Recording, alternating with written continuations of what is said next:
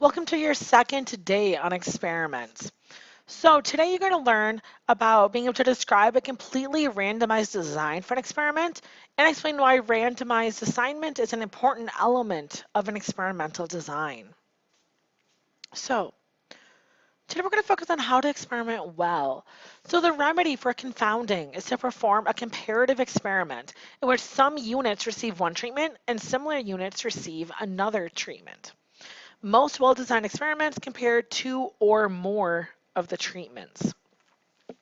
However, comparison alone isn't enough. If the treatments are given to groups that differ greatly, bias is going to will result. The solution to the problem is to use random assignment. Randomization makes groups as similar as possible, allowing comparisons to be made. So this, when I put a star by it, means this is going to be a key thing to know. Okay? So make sure you remember that. Randomization is to make groups that are as similar as possible. Okay? Because randomizing, for example, should make sure that our groups have approximately the same numbers of men and women, so on and so forth. Where if it wasn't random and one group was more female heavy or one group was more male heavy, that could impact the results of the experiment. Randomizing takes care of that and makes groups that are as similar as possible. So, some definitions for you. In an experiment, random assignment means that experimental units are assigned to treatments at random, that is using some sort of chance process. When we do it, we use the calculators. In a completely randomized design, the treatments are assigned to all of the experimental units completely by chance. And experiments should use some form of control group that receives an inactive treatment or existing baseline treatment. We'll get into control in our first example about what the control is doing. So this is how a completely randomized design is made. So you start with your experimental units or your subjects, okay? And then you randomize them into your groups. Each group corresponds to a certain treatment. And then once you perform your experiment, you bring back together all of your results to compare them. And again, one of your treatments is usually a control of some sort.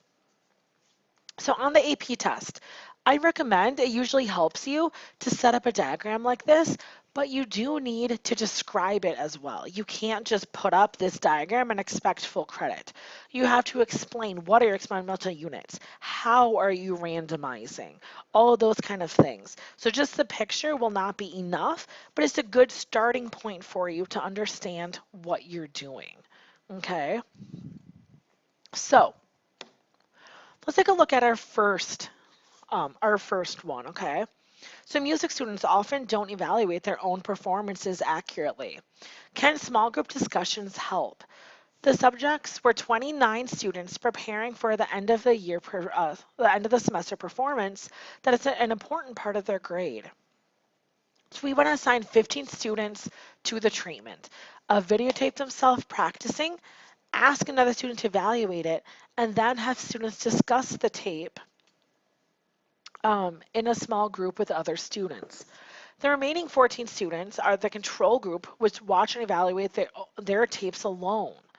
At the end of the semester, the discussion group students evaluate the final performances more accurately. All right, so again, the point of this experiment is to see, does that conversation help these students evaluate themselves? So outline a completely randomized design. So in the beginning, we're starting with our 29 students, right? So we have our 29 students, and then we are randomly assigning them, okay? So at this point, we randomly assign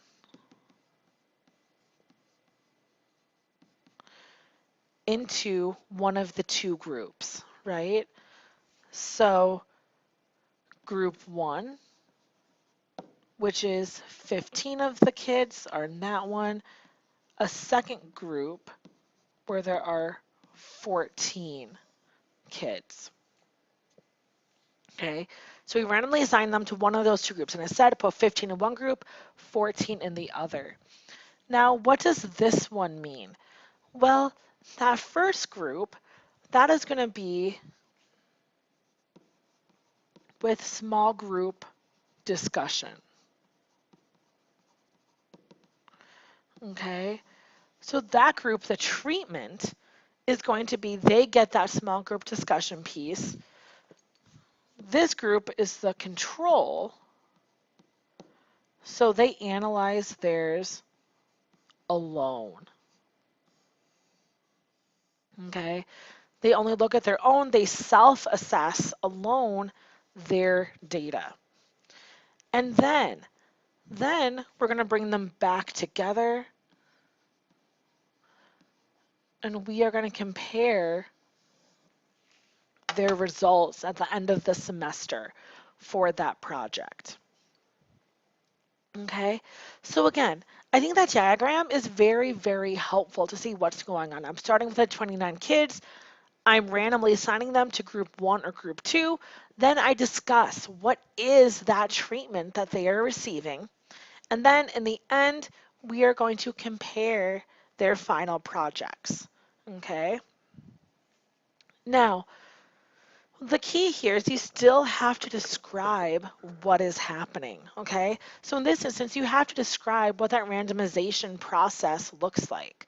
Well, if we have 29 kids and we're randomizing them, you saw this back in the first part of chapter 4, okay? I'm not going to spend too much time going over this because you've seen all of this before. So here, you would assign each kid a number from 1 to 29. And again, I would alphabetize that list. Then use your random calculator, the random int 1 to 29 feature, to be choosing numbers 1 through 29 until you have 15 numbers, ignoring the repeats, okay? Those first 15 kids belong to the treatment group, and then the numbers you didn't select are all part of your control group where they watch the videos alone. So again, that is what a good description looks like of the randomization process of describing how am I assigning the kids, okay? Assigning them to group 1, all the numbers I didn't get are in group 2. All right? And then using technology, okay, we can follow this procedure, right? So we can get all of those ones, right? So group 1, let's see who we would put into group 1. So I go to math, random integer. I want to go from 1 to 29. Oh, I'm sorry. I forgot to change this from when we did class. I just want one number at a time. So here, student 4 would be in group 1. Student 7 would be in group 1.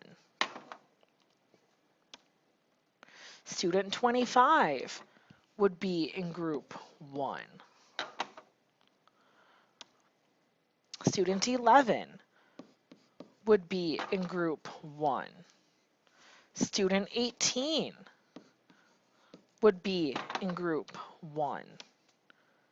Oh, got 18 again, which means we don't want it, so let's skip over it. Student 3 would be in group 1. Student number 1 would be in group 1. 1 again, so we're going to ignore it. Student 21 would be in group 1. 21 again, so let's skip it. Student 26 would be in group 1. But let's just see how many I have here. So 1, 2, 3, 4, 5, 6, 7, 8, 9. Student 11, we already have. So let's skip over him or her. Student 4, we already have. So let's skip it. Student 14, 14 is good. And that is our 10th kid. Student 29 will be in group 1.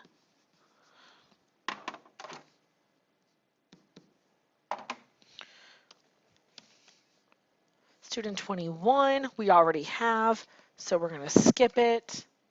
Student 16 is good.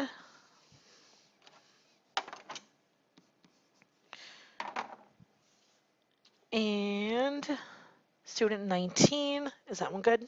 Yes. We can use student 19.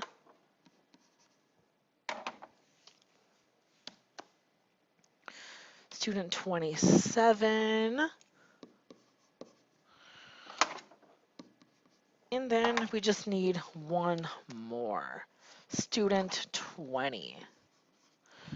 All right, so those are all the kids that we are going to put in group 1.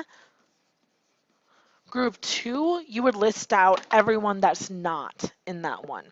So again here, I'm not going to make you sit here and watch me list all the numbers that are not in group 1. I think you are very capable of being able to do that yourself, okay? So now the goal to understand is why the control group, okay? Why did we make a group that only gets to self-assess and doesn't get to discuss in the small groups at all? Well, because we need to see if there's an actual difference, right? We need to be able to actually compare this class. What if they get to talk and what if they don't get to talk with other students? So the purpose of the control group is to have a group to compare to. Presumably, the students have been evaluating their own performances by themselves before. If you incorporate such a group into your experiment, you can evaluate if the group work is actually better. Okay, so it gives us something to compare our results to for that small group piece. Otherwise, we have no idea how that class is doing. Maybe this is just a really, really high functioning class and everyone is doing well, but we wouldn't know that unless we have the control group to compare them to. So take a moment, write that down. If you need to pause the video to give yourself time, go for it. So now, there are 3 principles that we have for experimental design, okay? Randomized comparative experiments are designed to give good evidence that differences in the treatment actually cause the differences we see in the response. First, we control for looking variables that might affect the response, using comparative design and ensure that only the systematic difference between the groups is the treatment we administer. Second, random assignment. Use impersonal chance to assign experimental units to treatments. This helps create roughly equivalent groups of experimental units by balancing the effects of lurking variables that aren't controlled on the control groups. And random assignment, we use the calculator for. Replication. Using enough experimental units in each group so that the differences in the effects of the treatments can be distinguished from chance differences between the groups. So you need large enough groups of people that you can make meaningful results, right? If you only have 2 people in a group, well, that's not really a good group to be using. You can't easily replicate that. Where if you have large groups, that means your data is probably going to be more founded. So let's take a look at some of these and see if we can figure out what is good and what is bad about each of them. Will cash bonuses speed the return of work of unemployed people? A State Department of Labor notes that last year, 68% of people who filed claims for unemployment insurance found a new job within 15 weeks. As an experiment, this year, the state offers $500 to people filing unemployment claims to find a new job within 15 weeks. The percent who do so increases to 77%. What flaw in the design of this experiment makes it impossible to say whether the bonuses really caused the increase? All right, so here, the biggest thing I'm seeing the problem in is the time frame. Okay, you're talking about 2 different years here, and there can be very large differences between the years. Maybe the economic status of the country is different. Maybe that following year is just easier to find a job than the year before. The differences in the people that are looking. So here, this is a poor example because really there's no control group that's happening within the same time frame. So there's no control for comparison purposes this particular year. Over a year, many things can change. The state of the economy, hiring costs due to an increase in minimum wage or cost of employment benefits, etc. In order to draw conclusions, we would need to make the $500 bonus offered to some people and not others during the same time frame in order to compare these two groups. So here, time is what's wrong. You need a control group that is within the same year, within the same time frame, not calling something from a previous year your control group. It doesn't work that way. Okay, so yeah, why don't you really quickly pause the video so you can write that down, and then you can unpause it so we can keep going. Our next example, a biologist would like to determine which of the two brands of weed killer is less likely to harm the plants in a garden at the university. Before spraying near the plants, the biologist decides to conduct an experiment using 24 individual plants. Which of the following plants for randomly assigning the treatments should the biologist use and why? So his first idea, choose the 12 healthiest looking plants, apply brand X to killer to all of those, apply Y to the remaining. Or plan B, choose 12 of the 24 plants at random. Apply X weed killer to those 12 and Y killer to the other 12. So which one sounds better? So to me, I like plan B because in plan A, when you're choosing the healthiest, you're not sure. Are they surviving because they were already healthier? Or are they surviving because that weed killer damages them less? Okay, you can't distinguish that lurking variable. Okay, so the researcher should choose B. If he uses A and discovers the plants in which X applied did better, he doesn't know if it's because of the weed killer or because they were already the healthiest ones to begin with. That is what random assignment takes care of. Make sure you don't have those kind of lurking variables in the background when you're performing your experiment. So again, feel free to pause the video really quickly if you need to finish writing, and then let's continue on to the last page.